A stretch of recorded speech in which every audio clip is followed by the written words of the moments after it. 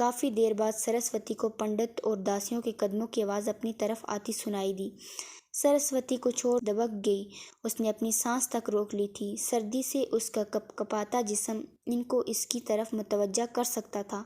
اس نے بہت کوشش کی کہ اس نے کوئی ہلکی سی بھی ایسی حرکت نہ ہو جو ان لوگوں کو اس کی موجودگی کا پتہ دیتی۔ وہ لوگ اب اس ڈیر کے بالکل قریب آ کر کھڑے ہو گئے تھے۔ ان کی باتوں کی آواز سرسوتی کو صاف سنائی دے رہی تھی۔ اچانک ہی اس سے کچھ دور ڈیر میں ہلچل سی ہوئی۔ سرسوتی کی سانس رک گئی۔ اسے لگا وہ ڈھیر کو الٹ کر دیکھ رہے ہوں گے۔ کسی نے چراغ اوپر کیا تھا۔ سرسوتی ایک چھوٹی سی دیر سے یہ منظر دیکھ رہی تھی۔ اسے لگا اب وہ پکڑی جائے گی، مگر عین اسی لمحے کوئی چیز ڈیر سے نکل کر بھاگی اور چراغ والا بوکھلا کر پیچھے ہٹا۔ اس کے چراغ سے چراغ گر گیا تھا۔ دودھ تیرتے کی پنڈت نے کہا تھا، اور پھر وہ لوگ واپس چلے گئے۔ سرسوتی نے سکھ کا سانس لیا۔ یہ لمحات اس کے لیے اتنے جان لیوا تھے کہ اس سردی کا احساس بھی نہیں رہا تھا۔ وہ واپس گئے تو ٹھنڈ نے ایک بار پھر اسے اپنی لپیٹ میں لے لیا۔ وہ ڈرتی کپ کپاتی رہی اور رات دھیرے دھیرے سرکتی رہی۔ صبح تک وہ جس انداز میں لیٹی تھی ویسے ہی لیٹی رہی۔ ایک انداز میں لیٹے رہنے اور سردی کی وجہ سے اس کا جسم اکڑ گیا تھا۔ رات وہ وقفے وقفے سے روتی رہی تھی۔ آنسوؤں نے اس کے سبیخ رخساروں پر لکیر سی ڈال دی تھی۔ ایک رات نے اس کا حسن مانت کر دیا تھا۔ صبح کا سورج اس کے لیے امید کی ایک کرن لیے روشن ہوا تھا۔ مندر میں ہلچل سی شروع ہو گئی تھی، مگر سرسوتی اس طرح دبکی رہی۔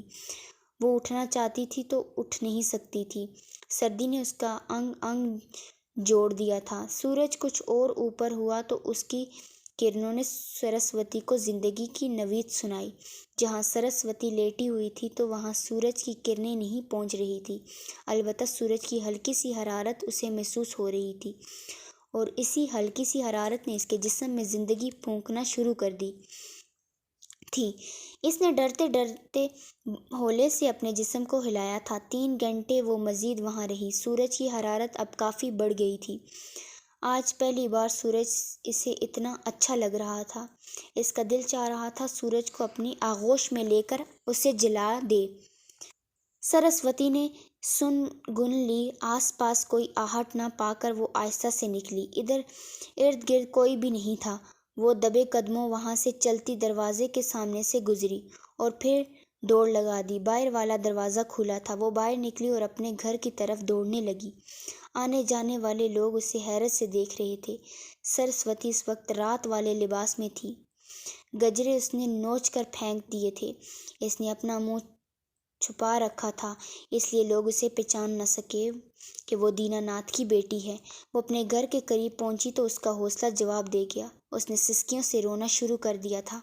گھر میں قدم رکھتے ہی اس نے سب سے پہلے اپنی ماں کو پکارا تھا۔ اس کی ماں اور بہن صحن میں بیٹھی دھوپ سینک رہی تھی۔ کسی لڑکی کو یوں ایک دم اپنے گھر میں داخل ہوتے دیکھا تو حیرت سے کھڑی ہو گئی۔ اس سے پہلے کہ وہ کچھ اور پوچھتی، سرسوتی نے اپنا منہ سے نقاب ہٹا کر ماں پکارا تھا۔ سرسوتی، اس کی ماں بہن اسے پہچان کر حیرت سے آگے بڑھی تھی۔ سرسوتی دوڑ کر اپنی ماں کے گلے جا لگی اور بے تحاشا روئی۔ اس کی ماں حیران تھی کہ سرسوتی کو کیا ہوا ہے۔ جب وہ رو رو کر چپ ہوئی تو اس نے ساری کہانی اپنی ماں اور بہن کو سنائی۔ اس کی ماں اور بہن سرسوتی کی آپ بیتی سن کر پریشان ہو گئی تھی۔ وہ غریب لوگ تھے، جانتے تھے کہ اگر ٹھاکروں کی نظر ان کی بیٹی پر پڑ گئی ہے تو اس کو بچانا ان کے بس میں نہیں ہے۔ نہ وہ ٹھاکروں کا مقابلہ کر سکتے تھے۔ گاؤں میں پہلے چند غائب ہونے والی لڑکیوں کے بارے لوگ کہتے تھے کہ بڑے ٹھاکر کے بیٹے اشونت نے ان کو غائب کیا ہے، مگر یہ بات سرعام کوئی بھی نہیں کہتا تھا اور نہ کہہ سکتا تھا۔ کسی کی اتنی مجال ہی نہیں تھی کہ ٹھاکروں سے دشمنی مول لیتا۔ شام کو دینا ناتھ گھر آیا تو سرسوتی کو دیکھ کر حیران ہو گیا۔ اس کی بیوی نے اسے بھی ساری بات بتائی، جسے سن کر دینا ناتھ بھی پریشان ہو گیا تھا۔ وہ جانتا تھا کہ جب اشونت کو موقع ملا اس کی بیٹی کو اغوا کر لے گا۔ وہ کیسے اپنی بیٹیوں کو بچائے، یہی سوچ اسے پریشان کر رہی تھی۔ اس کی بیوی نے دینا ناتھ سے کہا تھا کہ وہ اس گاؤں سے کہیں دور کسی اور گاؤں میں چلے جاتے ہیں۔ ٹھاکر رو سے دور کہیں جہاں ان کی بیٹیاں محفوظ رہیں۔ دینا ناتھ بھی اب یہی سوچ رہا تھا، مگر وہ جائے گا کہاں اور اپنی جوان بیٹیوں کو لے کر کہاں رہے گا؟ بس ایک یہی سوچ اس کے راستے کی رکاوٹ تھی، مگر اس نے ارادہ کر لیا تھا